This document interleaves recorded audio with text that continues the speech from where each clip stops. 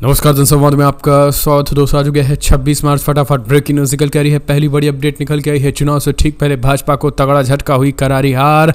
JNU छात्र संघ के चुनाव बैलेट पेपर से हुए और भाजपा को लगा तगड़ा झटका। एक तरफा करारी हार, 0 सीट पे सिमटी बीजेपी। बताएंगे कैसे। दूसरी खबर, लोकसभा चुनाव में कांग्रेस ने 5 और उम्मीदवारों की छठी सूची जारी की। बताएंगे कैसे ओम बिरला के खिलाफ खेल दिया तगड़ा मास्टर स्ट्रोक। तीसरी खबर, केजरीवाल की गिरफ्तारी, चुनावी बॉन्ड से माहौल हटाने की एक बड़ी कोशिश। चुनावी बॉन्ड से देश का सबसे बड़ा घोटाला।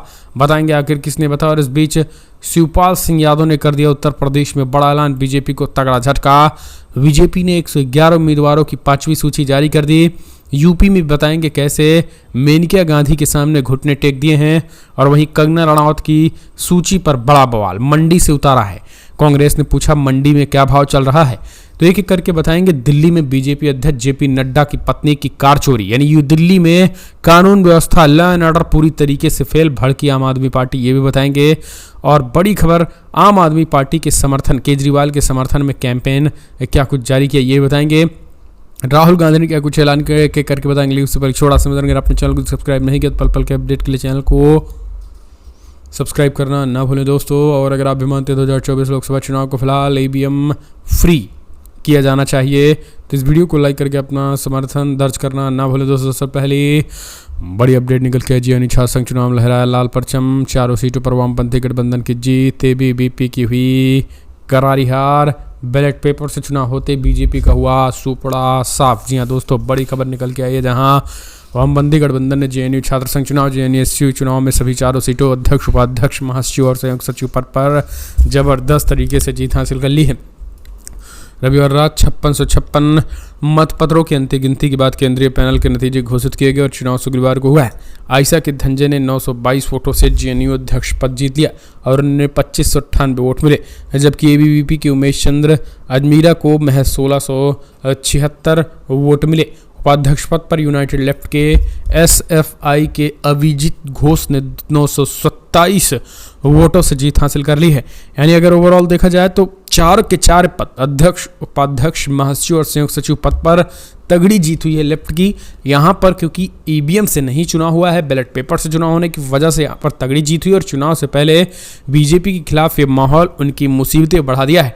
लेकिन बड़ा सवाल ये है कि भारतीय जनता पार्टी 24 के चुनाव में लोकसभा में ईवीएम का प्रयोग करने की वजह से, अगर आप भी मानते हैं कि ईवीएम को पूरी तरीके से बैन होना चाहिए तो इस वीडियो को लाइक करके अपना समर्थन दर्ज करें। दरअसल अगली खबर निकल के आई है। लोकसभा चुनाव में कांग्रेस ने जारी की 5वीं सूची, 5 उम्मीदवारों की छठी सूची जारी की, जिनमें कोटा से ओम बिरला के खिलाफ खेल दिया मास्टर स्ट्रोक। कांग्रेस ने लोकसभा चुनाव के लिए सोमवार 5 उम्मीदवारों की छठी सूची जारी कर दी है, जिनमें प्रमुख नाम प्रहलाद गुंजल का है, जिनमें राजस्थान की कोटा संसदीय सीट से लोकसभा अध्यक्ष ओम बिरला के खिलाफ चुनाव मैदान में उतार दिया है। गुंजल हाल ही में भारतीय जनता पार्टी छोड़कर कांग्रेस में शामिल हुई हैं। तो एक तरीके से देखा जाए, कांग्रेस लोकसभा चुनाव के लिए में उम्मीदवारों की छठी लिस्ट में राजस्थान के 4 सीटों और तमिलनाडु के 1 सीट पर उम्मीदवारों का ऐलान किया है। कांग्रेस राजस्थान के अजमेर से रामचंद्र चौधरी, राजसमंद से सुदर्शन रावत, भीलवाड़ा से डॉक्टर दामोदर गुर्जर और कोटा से प्रहलाद गुंजल और तमिलनाडु की त्रिवेली सीट से रॉबर्ट ब्रूट को मैदान में उम्मीदवार बनाया। तो ये एक तरीके से देखा जाए तो एक बड़ा झटका जो है वो यहाँ पर दिया गया है। और कोटा में कहीं ना कहीं आपको बता दें, प्रहलाद गुंजल जो काफ़ी ज़्यादा मजबूत प्रत्याशी हैं। एक और अपडेट, चुनावी बॉन्ड से देश को सबसे बड़ा घोटाला, इससे ध्यान भटकाने के लिए की गई केजरीवाल की गिरफ्तारी। पी विजयन दोस्तों, केरला के मुख्यमंत्री पिनराई विजयन ने कहा है कि चुनावी बॉन्ड घोटाला भारत में अब तक का सबसे बड़ा भ्रष्टाचार है और केंद्र की भारतीय जनता पार्टी सरकार ने इससे ध्यान भटकाने के लिए दिल्ली के मुख्यमंत्री अरविंद केजरीवाल को गिरफ्तार कर लिया है। विवादास्पद नागरिकता संशोधन अधिनियम CAA के खिलाफ रविवार को किन्नौर में मार्क्सवादी कम्युनिस्ट पार्टी CPM द्वारा आयोजित तीसरी रैली को संबोधित करते हुए विजयन ने आरोप लगाया है कि बीजेपी के नेतृत्व वाली केंद्र सरकार और संघ परिवार ने देश में कानून के शासन को बहुत कम महत्व देते हैं। उन्होंने आरोप लगाया है कि संघ परिवार संवैधानिक संस्थाओं पर कब्जा करने की कोशिश कर रहा है और यहां तक कि देश की न्यायपालिका को भी धमका रहे हैं। विजयन ने कहा है कि केंद्र सरकार, बीजेपी, संघ परिवार ये सभी अच्छी तरीके से जानते हैं कि चुनाव बॉन्ड्स घोटाले पर सुप्रीम कोर्ट का आदेश उनके खिलाफ था और वे इस विषय से ध्यान भटकाना चाहते थे और उनके लिए दिल्ली के मुख्यमंत्री अरविंद केजरीवाल को गिरफ्तार किया गया है। केरला के मुख्यमंत्री ने कहा है कि जब चुनावी बॉन्ड्स का विचार आया था तो सीपीएम ने इसका विरोध किया था क्योंकि यह भ्रष्टाचार एक उपकरण था और इसके खिलाफ उसने सुप्रीम कोर्ट का दरवाज़ा खटखटाया था और उन्होंने कहा कि चुनावी बॉन्ड घोटाला भारत में अब तक का सबसे बड़ा भ्रष्टाचार है और उन्हें इस तरीके से घोर भ्रष्टाचार में शामिल होने की हिम्मत कैसे मिली है। तो सीधी तौर पर ये चीज़ें जो हैं वो कही गई। एक और अपडेट, खोखले वादे करने वाले बीजेपी से तंग आ चुके लोग। शिवपाल ने बोला बड़ा हमला, कहा यूपी में 60 सीटें इंडिया गठबंधन को। सभा में राष्ट्रीय महासचिव शिवपाल यादव ने कहा है कि लोग खोखले वादे करने वाले बीजेपी से तंग आ चुके हैं। इस बार लोकसभा चुनाव में वे सपा को वोट देंगे। यादव ने होली के अवसर पर सफाई में पत्रकारों से बातचीत में कहा है कि बीजेपी से सभी तंग आ चुके हैं। महंगाई, बेरोजगारी, भ्रष्टाचार चरम पर है। बीजेपी ने जो वादे किए थे वे झूठे और खोखले हैं। इस बार लोकसभा उम्मीदवारों की जीत सुनिश्चित करेंगे। उन्होंने कहा है कि अगर हम उत्तर प्रदेश में जीतेंगे तो बीजेपी का सफाया हो जाएगा। लोकसभा चुनाव के लिए पार्टी उम्मीदवारों की घोषणा के बारे में यादव ने कहा है कि शेष सीट पर प्रत्याशियों का ऐलान जल्द ही किया जाएगा। उन्होंने पार्टी उम्मीदवारों से सपा संस्थापक दिवंगत मुलायम सिंह यादव की नीतियों और सिद्धांतों को आगे बढ़ाने की विचारधारा पर जोर दिया और कहा कि यूपी में इंडिया गठबंधन को 60 सीटें आएंगी। एक और अपडेट निकल के आई है दोस्तों, दिल्ली में लॉ एंड ऑर्डर पूरी तरीके से फेल। चुनाव से पहले राष्ट्रीय अध्यक्ष जेपी नड्डा की पत्नी की कार चोरी खोजने के लिए पुलिस ने बनाई कई टीम। बीजेपी के राष्ट्रीय अध्यक्ष जेपी नड्डा की पत्नी की कार राजधानी दिल्ली से चोरी हो गई। इस मामले में गोविंदपुरी थाने में एफआईआर दर्ज कराई गई है। वारदात की खबर मिलते ही दिल्ली पुलिस ने हाथ पांव फूल गए और उन्होंने आनन-फानन में गाड़ी की बरामदगी के लिए 7 टीमों का गठन कर दिया, लेकिन अभी तक कोई सफलता नहीं मिल पाई है। मिली जानकारी के अनुसार करीब एक सप्ताह पहले 19 मार्च को यह घटना दक्षिणी दिल्ली के गोविंदपुरी इलाके में हुई। 19 मार्च को ही बीजेपी अध्यक्ष जेपी नड्डा की पत्नी के नाम से पंजीकृत सफ़ेद टोयोटा फॉर्च्यूनर कार को चालक जोगिंदर गोविंदपुरी के एक सर्विस सेंटर में छोड़कर कुछ देर के लिए अपने घर गया था। कुछ देर बाद जब वो वापस आया तो पाया कि कार वहां से गायब है। ड्राइवर ने फौरन इस घटना की खबर जेपी नड्डा के आवास पर दी, जिसके बाद ड्राइवर की शिकायत पर गोविंदपुरी थाने में तुरंत एफआईआर दर्ज की गई और जांच शुरू की गई। नड्डा से जुड़ा मामला होने के कारण दिल्ली पुलिस ने कार की बरामदगी के लिए 7 टीमों का गठन जांच शुरू कर दी। हालांकि काफ़ी कोशिश के बावजूद चोरी हुई कार का पता लगाने में सफलता नहीं मिल पाई। ऐसे में लॉ एंड ऑर्डर पूरी तरीके से फेल हो चुका है। एक और खबर निकल के आई है दोस्तों, जहां बीजेपी ने जारी कर दिया है 5वीं सूची की 111 उम्मीदवारों की 5वीं सूची जारी की। कंगना रनौत और अरुण गोविल को मौका, वरुण गांधी का कट गया टिकट, लेकिन मेनका गांधी के सामने घुटने टेक दिए। बीजेपी ने आगामी लोकसभा चुनाव के लिए पार्टी के 111 उम्मीदवारों की 5वीं सूची जारी कर दी गई। पार्टी ने लोकसभा उम्मीदवारों की अपनी 5वीं सूची में उत्तर प्रदेश की मेरठ से रामायण सीरियल में भगवान राम की भूमिका निभाने वाले अरुण गोविल को हिमाचल प्रदेश की मंडी सीट अरुण गोविल और हिमाचल प्रदेश की मंडी लोकसभा सीट से अभिनेत्री कंगना रनौत को उम्मीदवार घोषित किया गया और इस लिस्ट में पीलीभीत से वरुण गांधी और बक्सर से अश्विनी चौबे का टिकट कट गया है। बीजेपी ने यूपी की पीलीभीत से वरुण गांधी और टिकट काटकर जितिन प्रसाद और बिहार के बक्सर से केंद्रीय मंत्री अश्विनी चौबे का टिकट काट मिथिलेश तिवारी को अपना उम्मीदवार बनाया। हालांकि बीजेपी ने वरुण गांधी की माता और वर्तमान सांसद मेनका गांधी को सुल्तानपुर से उम्मीदवार घोषित किया।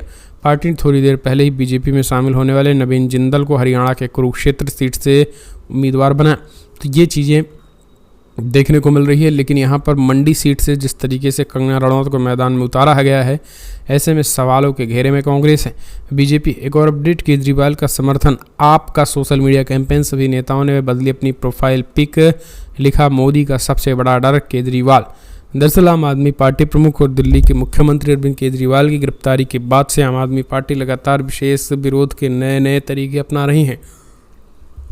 पार्टी ने भी एक और सोशल मीडिया कैंपेन लॉन्च किया है। इसके तहत आम आदमी पार्टी के सभी नेता अपने सोशल मीडिया प्लेटफॉर्म पर अरविंद केजरीवाल की डीपी लगा रहे हैं। डीपी में आम आदमी पार्टी ने मोदी का सबसे बड़ा डर केजरीवाल का नारा दिया। कैंपेन के बारे में बताते हुए दिल्ली सरकार में मंत्री और आम आदमी पार्टी के नेता अतिशी ने कहा है कि दिल्ली के मुख्यमंत्री अरविंद केजरीवाल जी को मोदी जी और बीजेपी ने ईडी के झूठे केस में गिरफ्तार कर लिया, जिनमें 2 साल की जांच में 1 रुपया भी नहीं मिला है।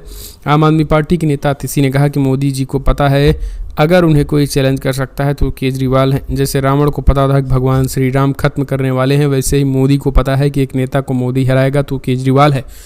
इसी तरीके से अतिशी ने सारी चीज़ें लिख करके सभी आम आदमी पार्टी के नेता ने अपने प्रोफाइल पिक को बदल लिया है। एक और अपडेट निकल के आई है अगली खबर, जहां आपको वायनाड से राहुल गांधी, भाजपा ने राज्य प्रमुख सुरेंद्रन को दिया टिकट, राहुल गांधी से टक्कर। जी हां, दरअसल लोकसभा चुनाव की तारीखों के ऐलान के बाद भाजपा ने रविवार को उम्मीदवारों की 5वीं सूची जारी कर दी और इस बार कई दिग्गजों के नाम शामिल किए गए हैं। इसी कड़ी में केरला की बात करें तो यहाँ शेष 4 सीटों पर बीजेपी ने उम्मीदवारों को टिकट दिए।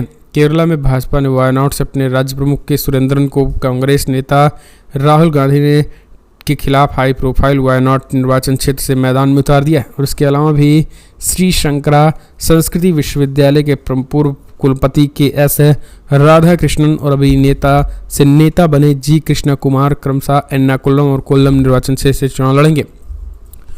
एक और अपडेट निकल के आई अगली खबर दोस्तों। आखिरकार हमने आपको बताया कैसे किस तरीके से जो है वो तगड़ा झटका लगा है, खास करके बीजेपी को। लगातार भारतीय जनता पार्टी जो है वो कैसे जो है वो लगातार इस्तीफे दे रहे हैं। आपको बता दें खबर निकल के हरियाणा में कुछ और नेता जो है वो ताबड़तोड़ इस्तीफे की तैयारी कर रहे हैं। हरियाणा में बीजेपी को तगड़ा झटका लग रहा है। चुनाव से ठीक पहले कई राज्यों में बीजेपी में फूट मचती नजर आ रही है।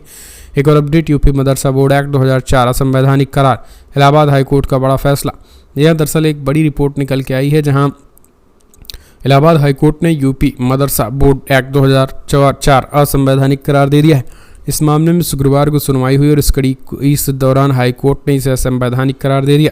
इलाहाबाद उच्च न्यायालय की लखनऊ बेंच ने UP board of Madrasa education act 2004 को धर्मनिरपेक्षता के सिद्धांत के खिलाफ बताया है। वहीं कानून को अल्ट्रा वायरस घोषित किया गया है। और इसके अलावा जस्टिस विवेक चौधरी और जस्टिस सुभाष विद्यार्थी की खंडपीठ ने उत्तर प्रदेश सरकार को एक योजना बनाने का भी निर्देश दिया है ताकि वर्तमान में मदरसों में पढ़ रहे छात्रों को औपचारिक शिक्षा प्रणाली में समायोजित किया जा सके। तो ये चीज़ें कही गई हैं। फिलहाल लोकसभा चुनाव की स्थिति आपको क्या लग रही है? कौन जीतता हुआ दिखाई दे रहा है? कौन सी पार्टी बाजी मारती हुई दिखाई दे रही है? आप अपने सुझाव देना ना भूलें दोस्तों। अगर आप भी मानते हैं 24 को लोकसभा चुनाव फिलहाल ईवीएम से नहीं बैलेट पेपर से होना